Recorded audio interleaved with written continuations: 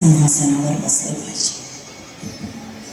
राज्याभिषेक होऊन आपण छत्रपतींची परंपरा निर्माण करावी, म्हणजे आम्हाला फार समाधान लाभेल आणि जनतेलाही आपल्या निष्ठा राहण्याकरता एक हक्काचं तख्त मिळेल। साहेब, नामी विचार आहे आपला। दुसरी गोष्ट, राज्याभिषेकामुळे स्वराज्य सार्वभौम स्वतंत्र राज्य होईल। आपले सार्वभौम राज्य म्हणजे आपले नियम, आपले कायदे, आपली स्वतःची राजकीय, धार्मिक, सांस्कृतिक भूमिका आणि शिवाय आपल्या रायतेस न्यायाची हमी आणि समतेची शिकवण देखील। असा राज्याभिषेक करणारा कोणी पंडित पाण्यात आहे ना, काका वाटतं।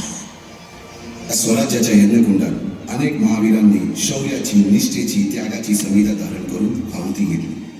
अशा कित्येक महावीरांनी पराक्रमाची पराकाष्ठा करत स्वराज्याचे एक एक दगड, चिऱ्या, पायऱ्या बसवल्या, घडवल्या, एक एक बुरुज बांधला गेला आणि आता वेळ आली त्या बांधलेल्या भक्कम गडावर विजयश्री धारण केलेला भगवा ध्वज चढवण्याची, म्हणजेच आपल्या महाराजांच्या, शिवरायांच्या राज्याभिषेकाची।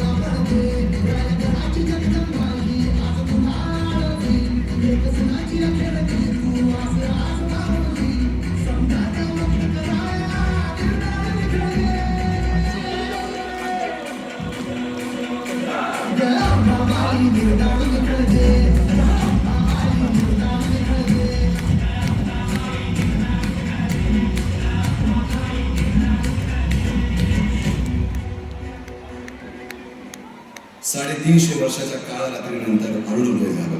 भगवंतांनी दिलेला शब्द खरा झाला। हिंदवी स्वराज्य स्थापन करणारा, यवनांची पीडा नष्ट करणारा जाणता राजा राज्याभिषेकासाठी सज्ज झाला।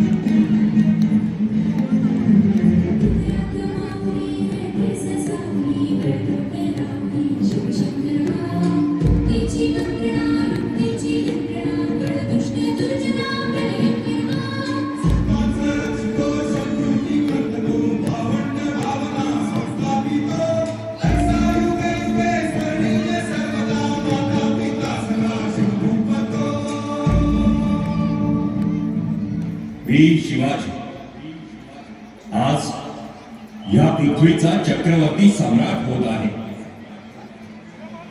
पृथ्वीवर संचार करणाऱ्या सर्व अमंगळ नरपशूंचा नायनाट करण्यासाठी मी परमात्म्याशी वचनबद्ध होत आहे। मी भूपती, ही भूमी माझी पत्नी आणि रयत माझी लेकरी, म्हणून मी रयतेचा पित्याच्या मायेने प्रतिवाद करा।